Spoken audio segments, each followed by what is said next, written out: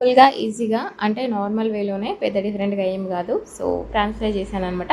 So, మీకు నచ్చితే try చేయండి. నచ్చకపోతే స్కిప్ చేయండి. సో, నేనైతే 300 గ్రామ్స్ ప్రాన్స్ తీసుకున్నా. అండ్ దాంట్లో వాష్ చేసుకున్నాక పసుపు, కొంచెం నిమ్మకాయ, ఉప్పు వేసేసుకొని కొంచెం కలిపేసుకొని పక్కన పెట్టుకున్నాక బగోనాలో ఆయిల్ వేసేసుకోండి.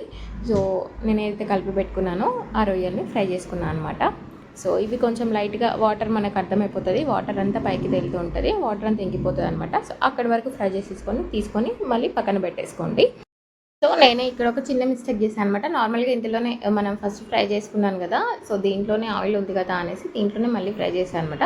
సో ఈ ఆయిల్ ఫ్రెష్‌గా వేరే బగోనాలో ఏసి అయినా చేయండి. కొద్దిగా నాకు గిన్నె మాడినట్టుగా అనిపించిందనమాట. అంటే 2 టైమ్స్ అలా మనం ఫ్రై చేస్తూనే ఉంటాం కదా! బగోనా కొంచెం హీట్‌కి కొంచెం మాడిపోయినట్టుగా అనిపించింది గానీ టేస్ట్ అయితే చాలా బాగా వచ్చింది. సో చూసేయండి.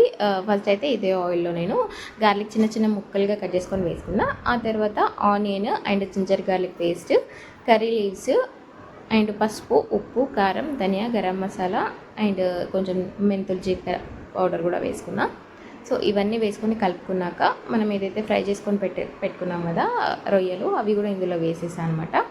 సో ఇదంతా ఆల్రెడీ మనం ఫ్రై చేసాం కాబట్టి మళ్ళీ సిమ్ ప్రాసెస్లోనే చేయండి. నేను సిమ్లో పెట్టినా కూడా కొద్దిగా మాడిపోయిందనమాట. 2 టైమ్స్ నేను అదే బగోన్లో చేయడం వల్ల అలా అయింది అనిపించింది నాకు. సో మీరు ఫ్రెష్గా వేరే బగోన పెట్టుకొని చేసేసుకోండి. సో సిమ్లో పెట్టి రొయ్యలు వేసాక మనం ఒక 10 మినిట్స్ అలా వదిలేసేస్తే మనకు ఆయిల్ పైకి తేలుతూ ఉంటుంది. ఆ తర్వాత లాస్ట్లో కొత్తిమీర వేసేసుకొని ఆనియన్ పెట్టేసుకొని అలాగైనా తినేసేయచ్చు. రైస్లో అయినా తీయచ్చు. సూపర్గా ఉంది టేస్ట్ అయితే. గిన్నె మాడింది, రొయ్యలు అయితే ఏం మాడలేదు. బాగా అనిపించింది నాకు. సూపర్గా ఉంది టేస్ట్ అయితే.